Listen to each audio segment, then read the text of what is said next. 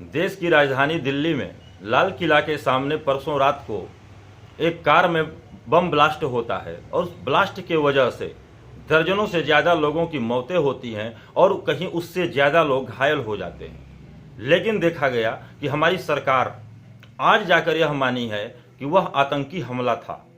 अब आखिरकार गौर करने वाली बात यह है कि आतंकवादी हमला हुआ कैसे और क्यों हुआ।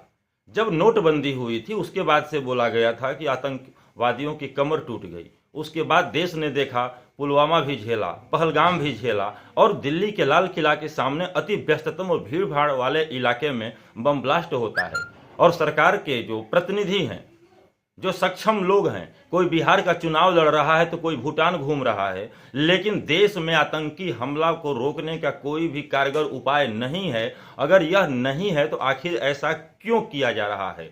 कहीं ना कहीं यह सरकार की संलिप्तता दर्शाती है कि ऐसे माहौल को बनाकर देश की जनता को यह आश्वास दिलाया जाए कि हम सब कुछ करने में सक्षम हैं, लेकिन उसके बावजूद भी हम कुछ नहीं कर पा रहे हैं। आप जनता के सामने स्वीकार कर लीजिए कि आप जो भी काम कर रहे हैं, आपकी कथनी और करनी में जमीन आसमान का अंतर है और आप बेहतर से बेहतर देश को विकल्प नहीं दे सकते हैं। अगर तो आप क्या कर सकते हैं, यही जनता को बताइए, या अपनी जिम्मेदारी को सुनिश्चित करने का एक सरल साधन बताइए। क्योंकि पहले भी देखा गया है कि देश के अंदर अगर ऐसी घटनाएं घटी हैं तब तत्कालीन जो उस समय के जिम्मेदार लोग हुआ करते थे वो इस्तीफा भी देते रहे, अपनी गलतियों को मानते रहे। लेकिन यह हठ धर्मिता ही कही जाएगी कि अपनी गलतियों को मानने तो छोड़ दीजिए, मानना तो दूर की चीज़ है, यह सुनिश्चित नहीं किया जाता है कि हमारी सरकार में ऐसी घटनाएं हुई हैं जब पूरा बॉर्डर हमारा चाक चौबंद है,